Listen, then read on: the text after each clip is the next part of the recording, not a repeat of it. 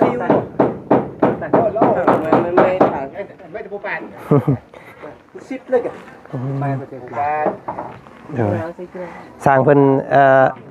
เสียเอาขึ้นสูงสำใดเด้เนาะสร้างเนาะประมาณว่าเอาขึ้นอีกอยู่บ่อันนี้เนาะอันฐานมันนี่ยังขึ้นอีกเอาขึ้นอีกเนาะอันนี้สั้นก็ได้ไผก็มาเฮือนก็เฮ็ดเอาพี่น้องไอ้ซ้ำสิเอานั่นมื้อนี้เนาะโอ้เสาเพิ่นตัดลงเนาะเพราะว่ามันยาวโพดเพราะว่ามันบ่มีตัวที่ว่ามันสั้นน่ะบ่มีพี่น้องเอ้ยก็เลยเอาตัวยาวเลยมาให้เพิ่นมื้อวานนี่เนาะตัวเอา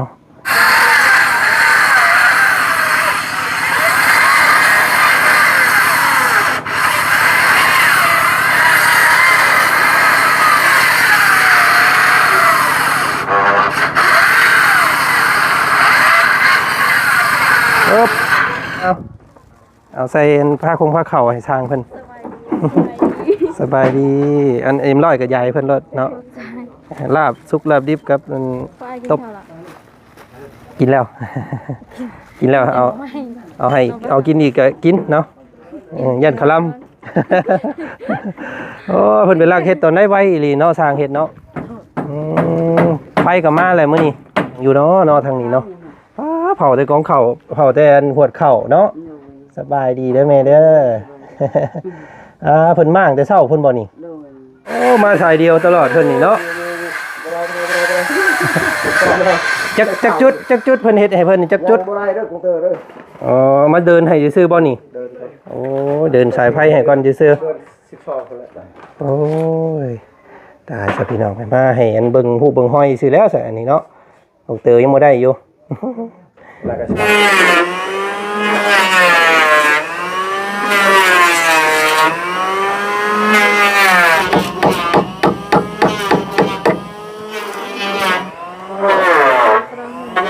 พากันเฮ็ดอีหยังกันนะสิเฮ็ดสวนผักโอ้สิได้บัดนี้แล้วสิได้ขอผักมากินเนาะโอ้สนับสนุนซะเนาะดีหลายถ้าปลูกผักปลูกมีกินเนาะมันจังบ่ได้ซื้อเนาะแตงให้ทีมงานกินโอ้เพื่อสิได้กินแตงเพิ่นเป็นเดือน3เดือน4เพิ่นบ่นี่โอ้เดือน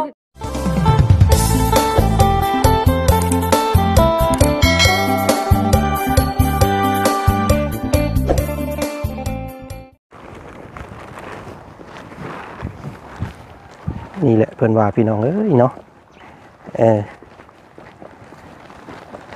ฝนตกดินลงเลยไหลเป็นบ่เว้นวางเฮ็ดให้ทางเปียกเปื้อนหลายแท้แต่ขี้ตมโอ้ยพี่น้องทางเข้าบ้านผู้สาวเนาะ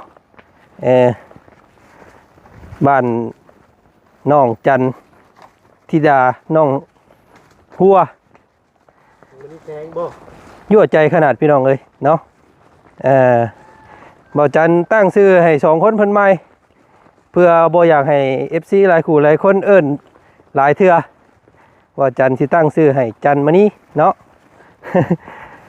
จันแล้วก็มณีนะมณีแสงน้องมณีแสงแหละ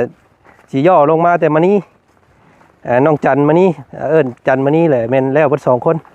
พี่น้องเอ้ยเนาะจันมณีคือเดียวนี่2คนหรือบ่แม่นสบายดีเนาะ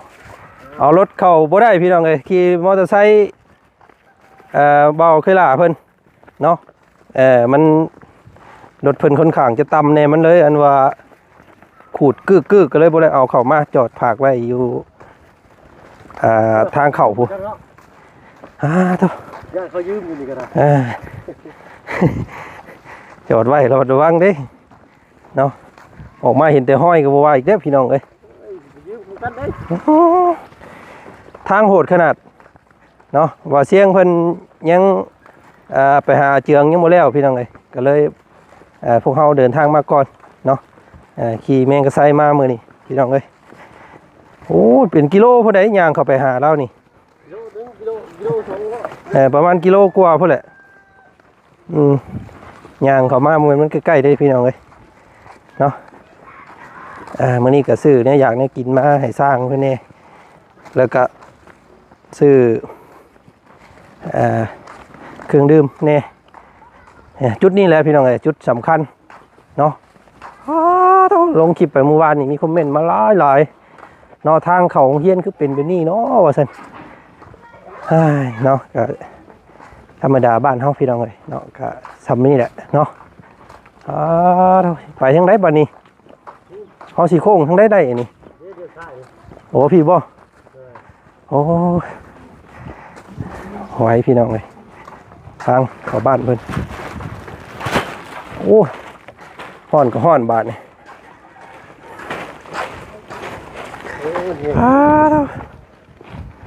เหมือนเด้อพี่จุดนี่พี่น้องเลยเนาะนี่แหละเมื่อวานนี่รถเพิ่นขนส่งมาแหละค่าเนาะ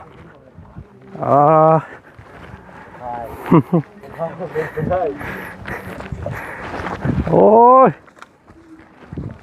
พี่น้องเลยวันอาทิตย์มื้อนี้เพิ่นรวมศีลเนาะเพิ่นรวมมานั่น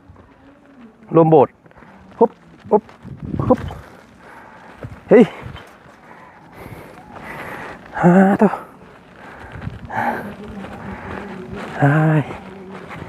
นี่วันอยู่นี่แหละจุดเกิดเหตุใกล้แล้วพี่น้องใกล้สิฮอดแล้วเนาะพูดอะไรพี่ที่โทรหดโพอีหรอพี่น้องเลย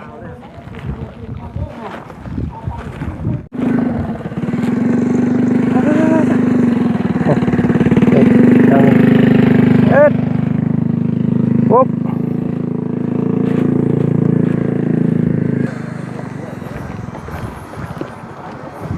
โตหอนพี่น้องเอ้ยเนาะบรรยากาศตอนเที่ยงมื้อนี้เที่ยงกายเข้ามาบ้านน้องหัวเนาะมาอัปเดตเบิ่งส่งสร้างเพิ่นก่อน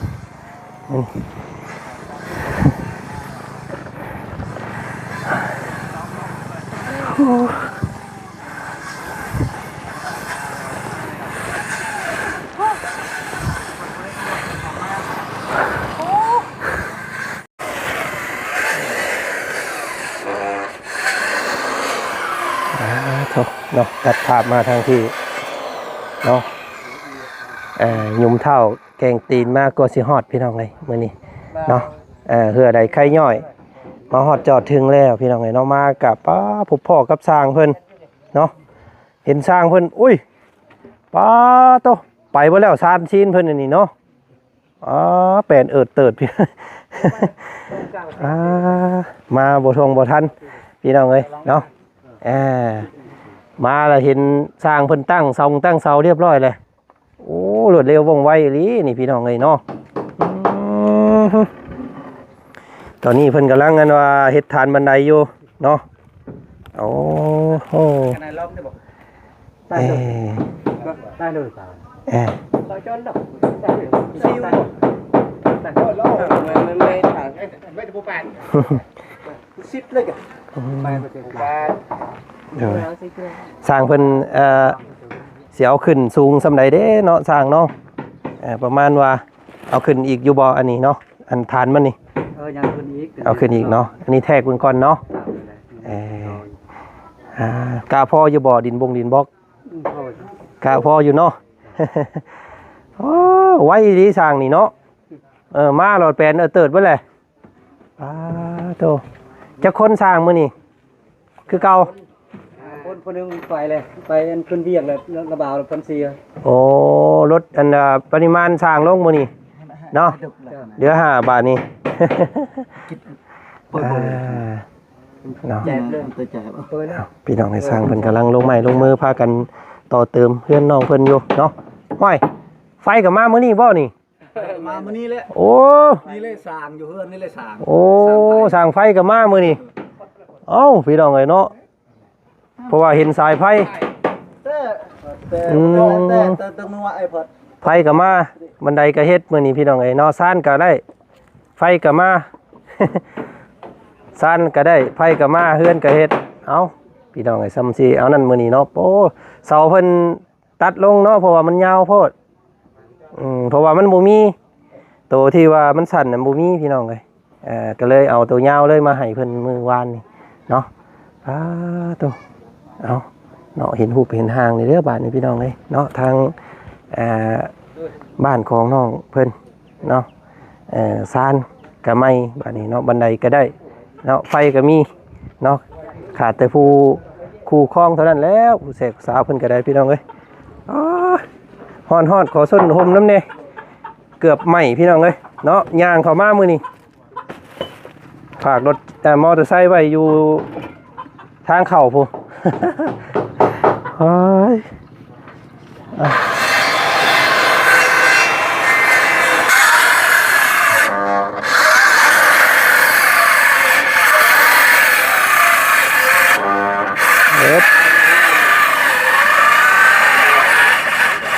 ไฟโบอย่างแห้งบ่ ก็ไผ่ ไฟมันบ่อยากถึงเนาะสายมันน้อยโพด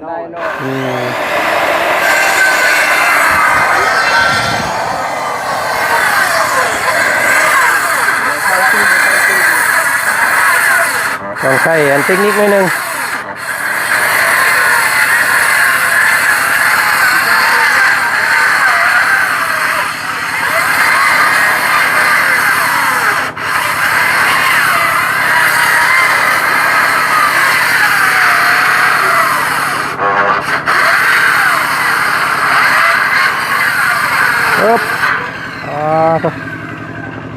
โอ้ยรถไถกับโบมากินนี่แน่เนาะพอได้ยางมานำโอ้ยเอารถยางมาจนเพื่ออะไรใครย่อยพี่น้องเลย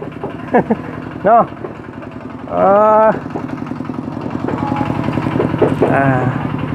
ฮ้อนมือนี่กล้าว่าประมาณจะขันสั่งคิดว่า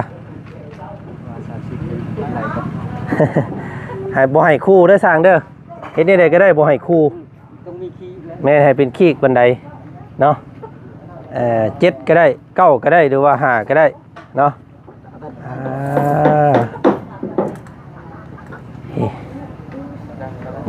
ไวขนาดเนาะเพิ่นเฮ็ดเนาะสร้างโพดโพอีหลีใส่ทางสาวๆเพิ่นมีไปสั่งเด้ย่อเสกอันสร้างเพิ่นมื้อนี้เนาะมื้อนี้อาจารย์ซื้อนี่มาให้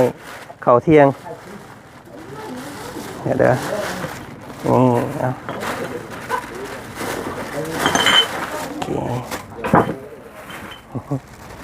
เอาน้อง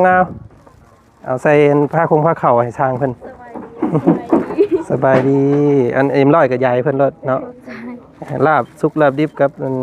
ตบกินแล้วกินแล้วเอาให้เอากินอีกก็กินเนาะยันขลัมโอ้เพิ่นไปลากเฮ็ดตอนได้ไว้อีหลีเนาะสร้างเฮ็ดเนาะไฟก็มาแล้วมื้อนี้จวดจัดว่องไวขนาดเอาขึ้นเบิ่งให้แม่ไปเนาะโอ้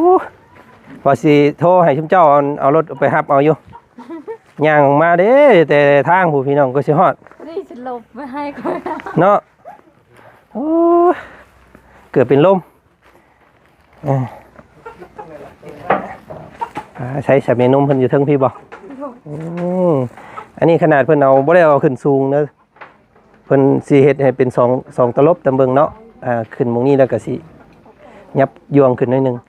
ซื้อมาเมื่อวานนี่ซื้อคนข้างยาวๆมันบ่มีตัวน้อยอันตัวสั้นบ่มีเนาะมีนม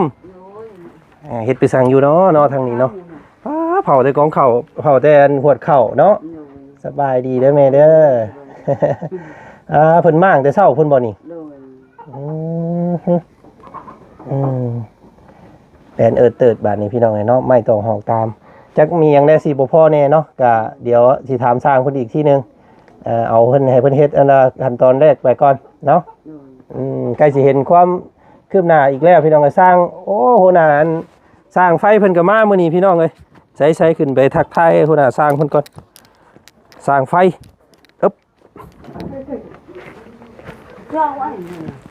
นี่จะหวานเจาะชายเงาแต่นี่ถูกใจบังเด้อครับอนุญาตได้ไหมเด้อ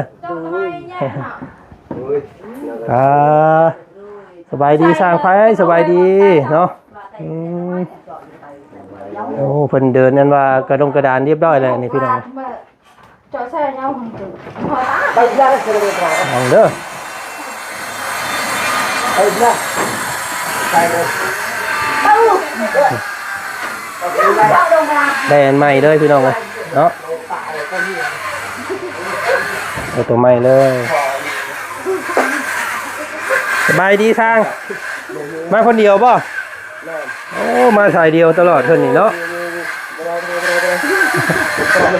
จักจุดเพิ่นเฮ็ดให้เพิ่นนี่จักจุด บ่ได้เด้อกูเตอร์เด้อ อ๋อมาเดินให้ซื่อๆบ่นี่ เดินไป โอ้เดินสายไฟให้ก่อนซื่อ เดิน12คนละ ๆโอ้ยตายซะพี่น้องมาให้อันเบิ่งฮู้เบิ่งห้อยซื่อแล้วซะอันนี้เนาะลูกเตยยังบ่ได้อยู่ แล้วก็ชออ่ะเตอร์ ล้นเนาะลูกเตยเนาะเพราะว่าเฮือนน้องน้ำคือกันเฮือนน้องน้ำวันสกีกะ จัดอะไรนี่จัดสิเมตรต้องได้ อืม สั่นบ่ได้ มาเดินน้ำมันนี่ให้ก่อนเนาะได้แล้วนี่ก็ได้พี่น้องเดี๋ยว12ก็ยังบ่โดนเนาะอีกเดือนหนึง อดใจรออดใจรออดใส่ยืนหากสิได้ทอนค่ำเพิ่นว่าพี่น้องเอ้ยจักจุดก่อสร้างกันเดินนี่จักดอกเพิ่นเอาให้ 4ดอก ตารางหนึงนี่หนึงห้องน้ำหนึงครัวหนึงบ่เอาโอ้ยฮ้อนอีกเจ้าบ่ฮ้อนบ่ฮ้อนเนาะจะเห็นเธอนุ่งเสื้ออบแท้สิดอกเนาะพี่น้องเนาะ น้องจันมานี่เนาะเอิ้นบาเดียวเลยซะมันจังบ่เอิ้นน้องจันน้องหัวเนาะน้องจันมานี่ เป็นชื่อให้เพิ่น2คนได้พี่น้องเอ้ยไปลงตะลุมตะลางก่อนไปมันฮ้อนเนาะเอายังสู่เพิ่นกินตอนเช้าๆช่วงสร้างหน่อไม้มื้อนี้ซื้อลาบเลยมาให้เพิ่นเด้อทางอ้ายซื้อลาบสุกลาบดิบกับต้มเนาะให้มันย่อสร้างเพิ่นมาช่วงเที่ยงข้าวฮ้อนๆเนาะแม่เนาะเพิ่นสิเฮ็ด2ตลบอันนี้เนาะเพิ่นสิเฮ็ด2ตลบพี่น้องเอ้ยเพราะว่าสิได้มุงล่างถ้วยนี่สิเฮ็ดให้มันต่ำลงนี่หน่อยนึงแล้วก็เฮ็ดยวงขึ้นมานิดนึงเนาะอึ๊บมีอันป้าลุงเพิ่นคอมเมนต์มาอยู่ว่ามุงอันว่าภาษาบ้านเฮาเพิ่นเอิ้นขี้ซีกเนาะมุงขี้ซีกเพิ่นมันสูงย่านน้ามันไหลเข้าเฮือนเพิ่นว่าพี่น้องเอ้ยมีแต่พุ่นแหละเนาะแล้วตัวนี้ได้จังให้น้องเพิ่นขุดขี้ดินเข้าเนาะ ก็หยอกซื้อเนาะวงนั้นมันต่ำเพิ่นว่าขี้ซีกเจ้ามันสูงเวลาเจ้าล่างถ้วยแล้วน้ามันสิไหลเข้าตารางเฮือนนะมื้อหน้าจังพากันขุดดินขนเข้าเนาะขนเข้าได้บ่ขนเข้าได้อยู่เนาะ ไปห่มพุ่นเนาะไอ้แล้วเอ็มร้อยยายสร้างแล้วเด้อให้สร้างเพิ่นกินเลิศเพิ่นเอาหยังมาก่อนแน่สร้างมื้อนี้บ่อันว่าพวกกันเป็นอุปกรณ์เนี่ยนะได้ตะปูบ่เดี๋ยวจดไว้เด้อเดี๋ยวเฮาสิเอาเงินให้เพราะว่ามื้อวานนี้ลืมซื้อ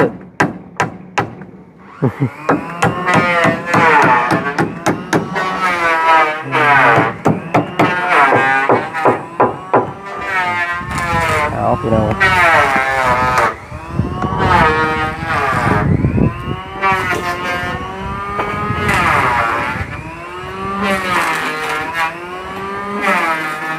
ปูนกล้าพ่อบ่สร้างทำบ่พ่อเลยจังให้บ่บุญเพิ่นมาว่าช่วงค่ำ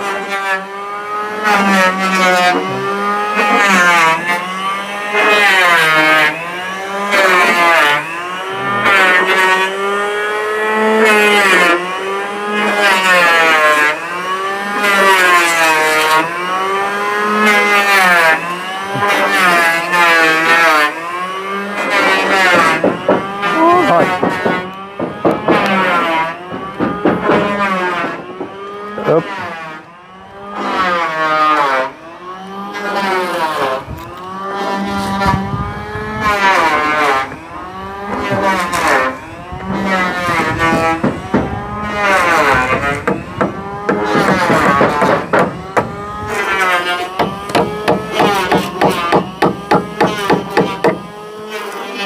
ไม่กล้าพ่อบ่สั่งมีหยังไม่หยังบ่พ่อแน่บอกเด้อยังพุ่นละโคงละค่าเนาะกับอัน ไม่หน้า15หน้า12ทำบ่พอก็จังว่ากันอีก ก้อนหมูพ่อแล้วก็ทำ โดย มันเลือด ใครอยู่มันอยู่ใกล้อยู่ห้านไม้เนาะอืมเพราะว่าเมื่อวานนี้สั่งอยู่ห้านไก่จะสั่งหน่อยแต่เพิ่นบ่มาพี่น้องก็เลยจัดมาหลายเลยเมื่อวานนี้เนาะแต่หันก็ยังว้าแก่ก็เลยทึก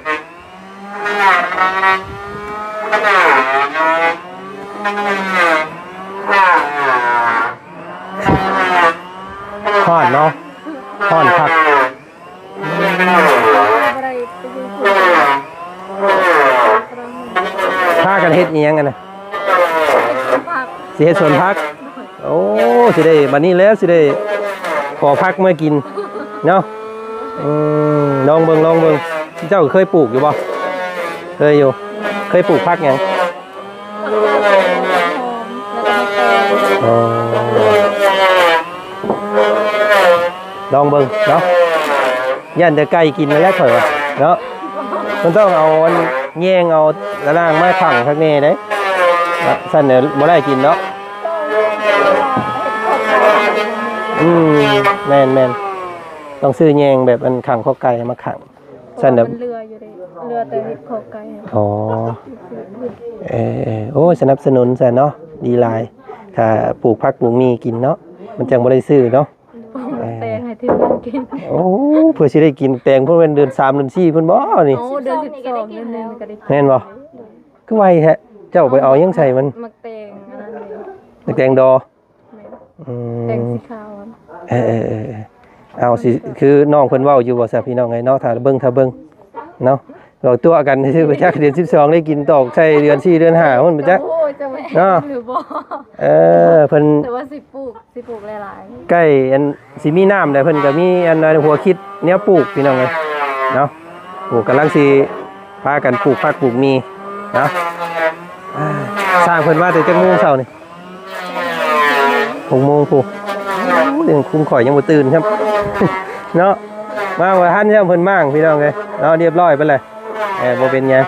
มีแต่อัปเดตให้ป้าลุงเพิ่นเบิ่งเป็นระยะเนาะช่วงอีกจักหน่อยที่ถ่ายทำให้เพิ่นเบิ่งอีกเนาะตอนนี้โอ้หาล้างหน้าล้างตาก่อนไหวเนาะฮ้อนแล้วกระเตาลึกผู้หาเฮ็ดเตียงนั่งอยู่พรมไม้พุ่นเด้อเนาะอันนี้พรมกกพักอีเล็กกับห้านที่เบิดเลยพี่น้องมีคนหม่องนั่งเด้อบาดเนาะ เราบ่ได้ตัดเห็ดเปลือก ให้อยู่ คือแบบเห็ดเปลือก ไปกับมาฮะ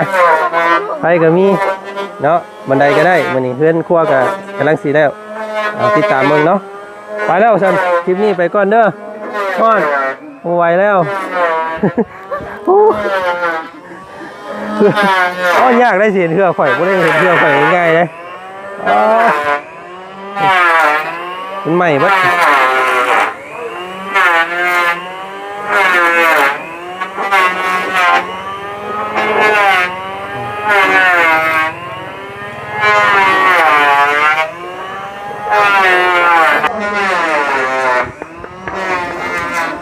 เนาะโอเคพี่น้องเนาะก็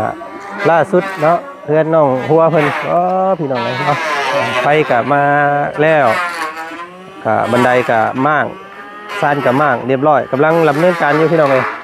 คาดว่าประมาณ 2-3 มื้อสำเร็จเนาะก็เอาติดตามเบิ่งครับทางพวกเฮาซึมพี่น้องเนาะทีนี้ยังเกิดขึ้นกับครอบครัวของน้องเพิ่นเติมก็โอ้เป็นบุญวาสนาของน้องเพิ่นเด้อพี่น้องเลยเนาะที่ว่ามีผู้รับผู้ใหญ่อุ้มสู้หรือว่าหักแพงต่อเติมบ้านให้สมบูรณ์แบบเนาะเรือนสำเร็จแล้วน้ำพี่น้องเลยไฟมีแล้วเนาะขาดน้ำบาดนี้ได้น้ำเนี่ยก็ถือว่าสมบูรณ์แบบเนาะเอาติดตามเมืองไม่พี่น้องคลิปหน้าแล้วกันคลิปนี้โอ้หาสนมสนเงาก่อนโอ้ฮ้อนแดดแห้งเนาะขอบมุกขอบใจขอบบุญขอบคุณทางเม